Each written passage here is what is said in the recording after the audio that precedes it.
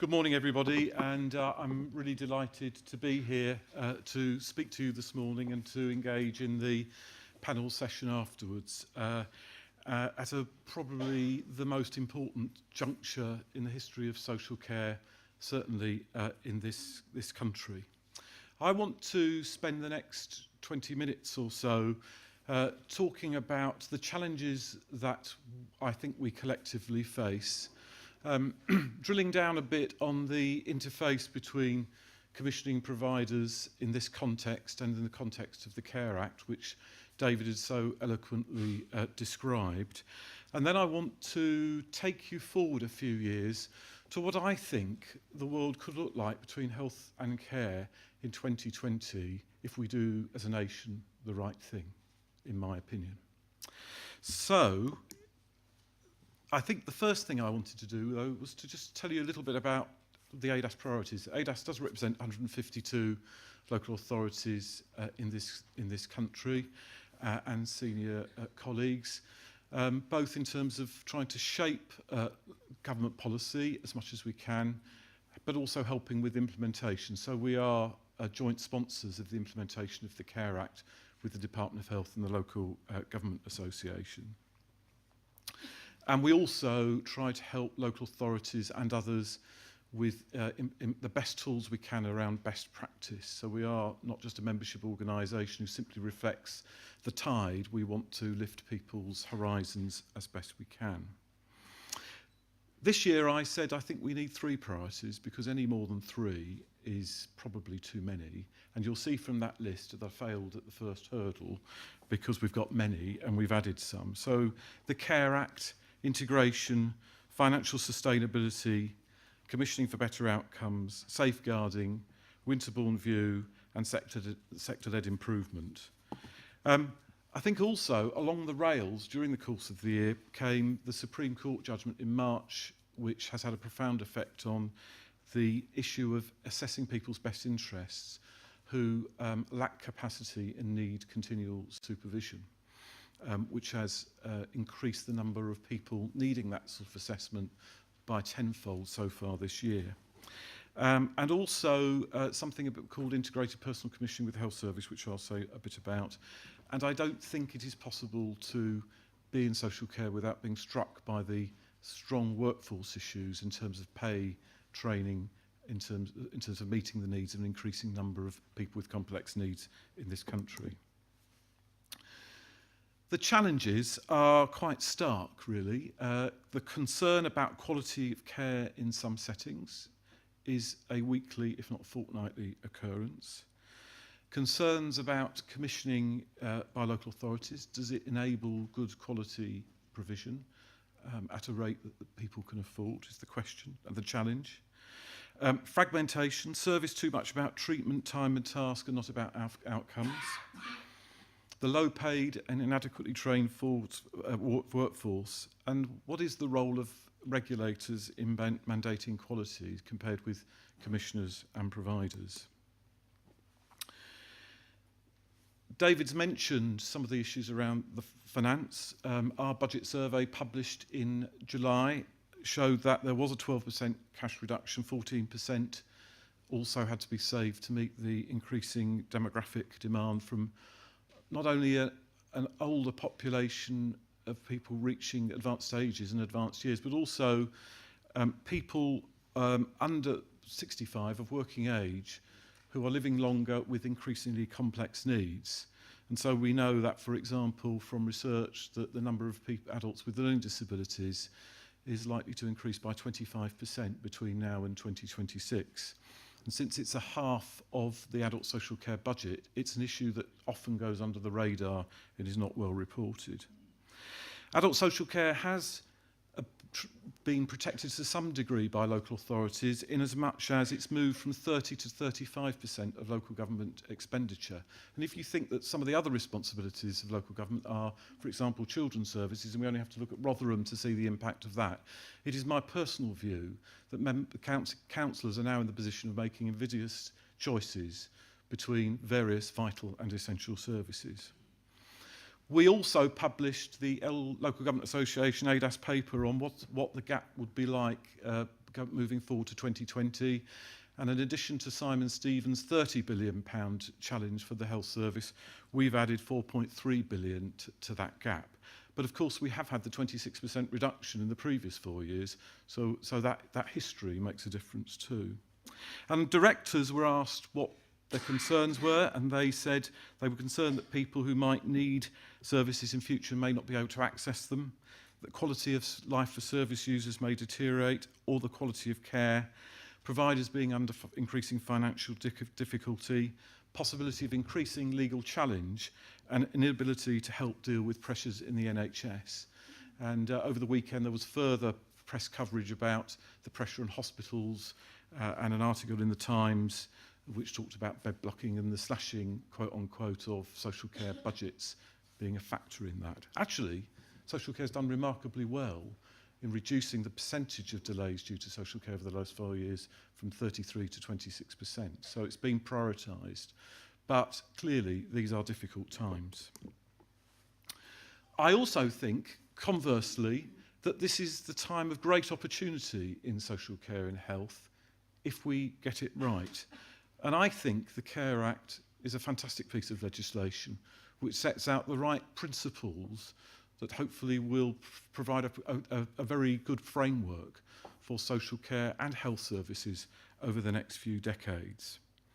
We've had the focus on integration, so we've had Pioneers and the Better Care Fund, but I think the most significant initiative during the course of this year in future years may yet prove to be integrated personal commissioning. So we jointly launched on September the 4th an initiative with the NHS, with the Local Government Association and Think Local Act Personal, which is trying to develop at pace the notion of personal health and care budgets. And if you think about that, that would actually, at a stroke, break down many of the barriers that people experience between joined up services. If you put a budget around people and they're not having to negotiate between continuing care and social care and other issues, then that could make a huge difference to the quality of people's lives. And of course, we know from the personal budget survey done by In Control, published a few weeks ago, what impact that can have, where 80% of people reported increased better outcomes in 10 of 14 outcome measures for people in receipt of social care services. The other issue is, who cares? Well, there is a rising public interest in the care system. A recent YouGov poll suggested that 1 in 3 people in England rely on or have a close family member who relies on the care system, and that after the NHS, the social care system was the thing that people would most like investment in. Not so keen on paying for the taxes that might be required, but there might be an issue about prioritisation here. I'm not going to go through the Care Act and challenges. There's just a list there because David's, I think, done it extremely well. But I think there are other issues in there that are quite interesting that don't often get high profile. So the social care in prisons is worthy of mention. And I think also, just to re-emphasise what a major difference the issue of providing services to carers could make in this country, given that carers provide, it is estimated by the National Audit Office, £55 billion worth of social care in this country. So making sure that their needs are met is not only a moral imperative, but is also very sensible in terms of the care system. And I'll come on to say something about the market responsibilities of the local authorities.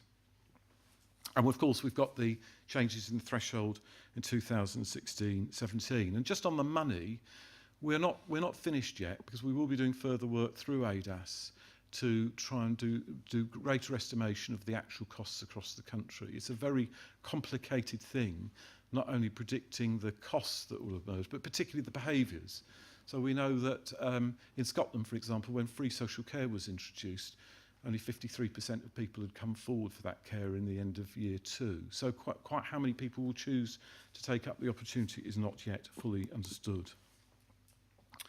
In terms of the market shaping and commissioning, there's guidance from the Care Act which sets out the responsibilities in terms of underpinning market shaping commissioning activity, in terms of the focus on outcomes and well-being, but that diverse, sustainable and improving market, very specific responsibilities.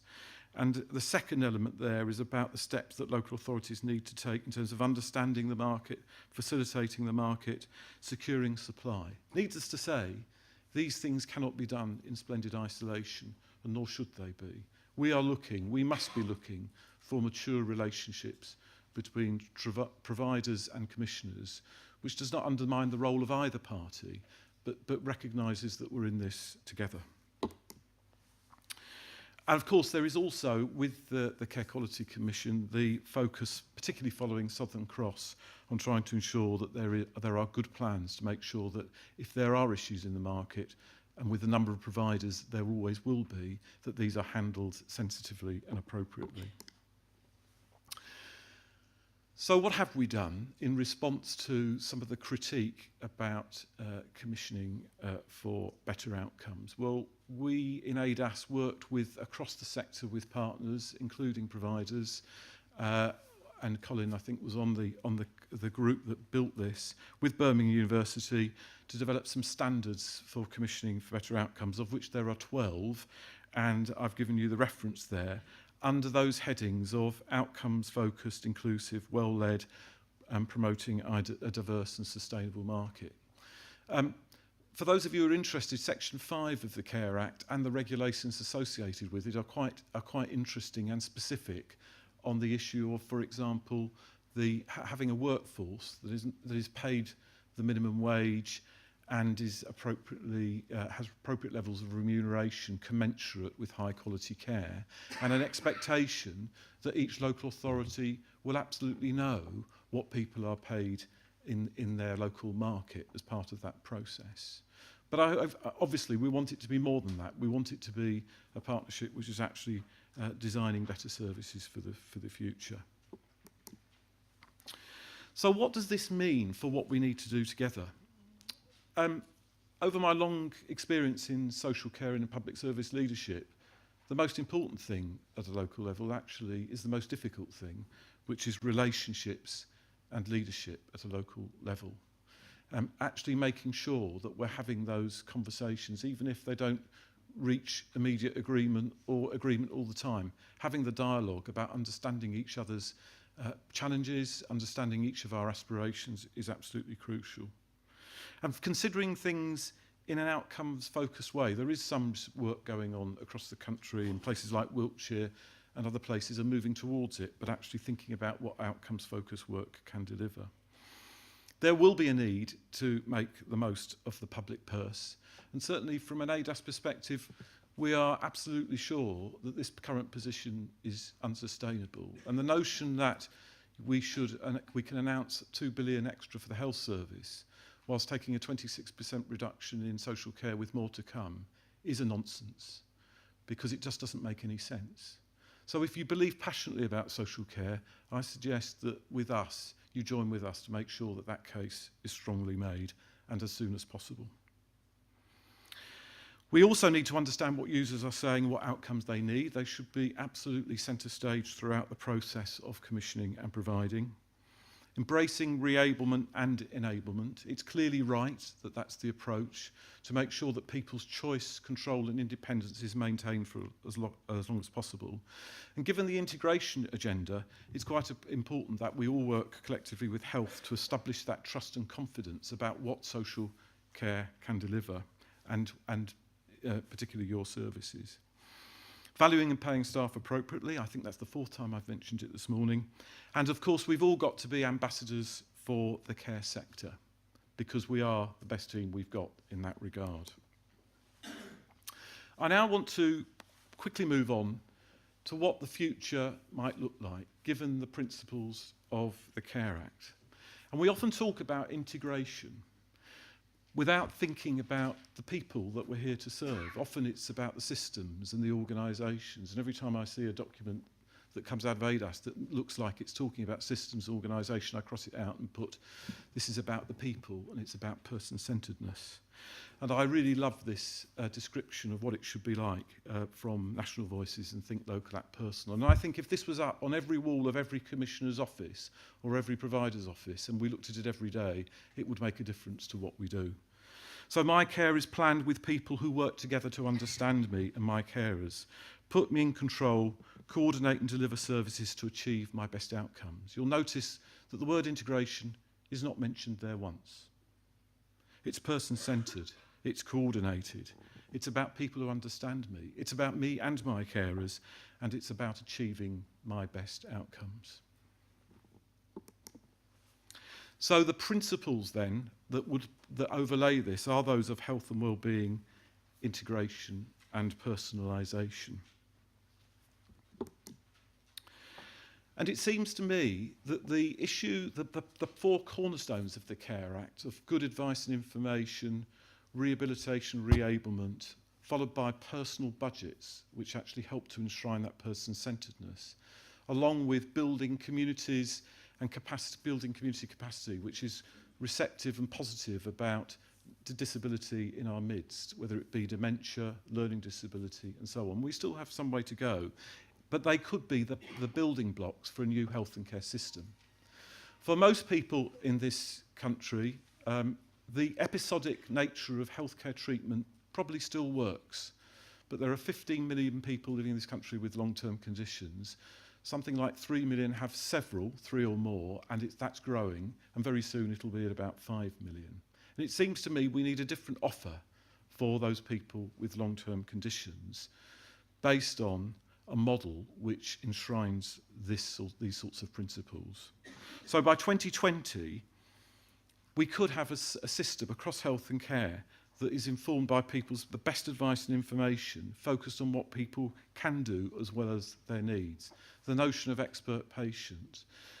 Not just a simple menu of choices of services for which people to pick, but something that genuinely helps people to shape the services around them wherever they have that capacity. And also to navigate what will always remain a complicated system. Help to manage crises and for recuperation, re-ablement or rehabilitation. That whole notion of helping people to get back on their feet wherever they can and maximise their capacity.